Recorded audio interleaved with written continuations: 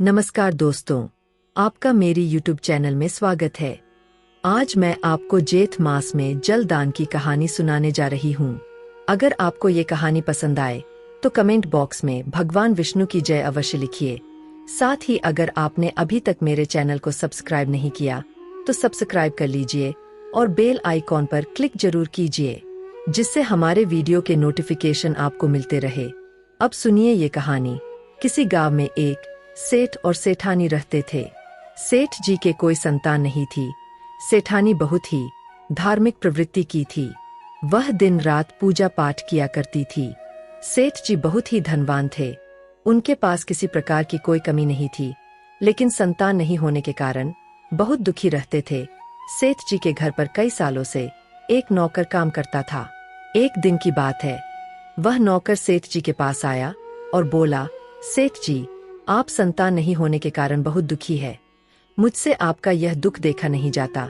मैं एक संत महात्मा को जानता हूँ, वह बहुत ज्ञानी है। वो संत आपकी समस्या का हल जरूर निकाल देंगे।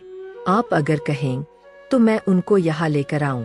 तब सेठ जी ने कहा कि मैं तो बहुत निराश हो चुका हूँ।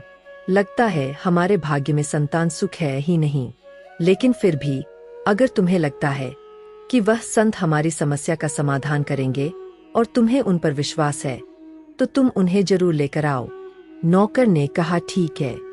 कुछ दिन बाद वह नौकर उन महात्मा को लेकर आया। संत महात्मा ने सेठ जी और सेठानी जी का हाथ देखा और कहा, बेटा, तुम्हारी किस्मत में बच्चे का सुख नहीं है।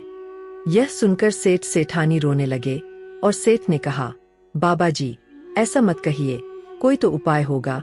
मैं अपनी सारी धन संपत्ति देने के लिए तैयार हूँ। तब साधु महात्मा ने कहा, बेटा, धन संपत्ति से संतान नहीं खरीदी जा सकती।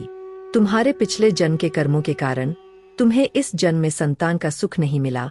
तब सेठ जी ने कहा, बाबा, पिछले जन्म में मैंने ऐसा कौन सा पाप किया है जिससे इस जन्म में हमें संतान नहीं हुई। तब संत महात्मा ने कहा, बेटा, पिछले जन्म में तुम एक मंदिर के पुजारी थे। दिन रात तुम भगवान की सेवा किया करते थे, लेकिन तुम्हें एक पुत्र की चाहत थी और तुम्हारे यहाँ एक पुत्री हुई। इस बात से तुम बहुत नाराज थे। पुत्र की चाहत में तुम अपनी पुत्री से नफरत करते थे। तुमने अपनी पुत्री से कभी प्यार नहीं किया। जब तुम्हारी पुत्री 5 साल की हुई तब उसकी तबीयत बहुत खराब हो गई और तुमने नफरत के कारण कहीं भी उसका इलाज नहीं कराया, जिसके कारण तुम्हारी पुत्री की मौत हो गई।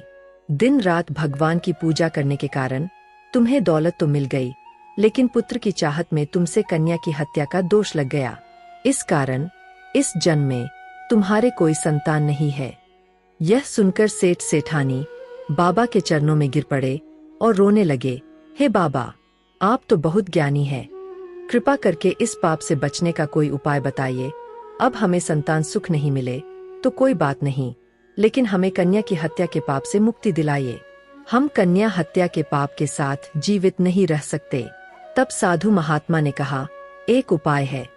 अपने घर से पैदल गंगा तट पर जाकर गंगा स्नान करो और वहीं बैठकर शुद्ध जल का दान करो और प्यासे को पानी पिलाओ, तो तुम्हें इस पाप से मुक्ति मिल जाएगी।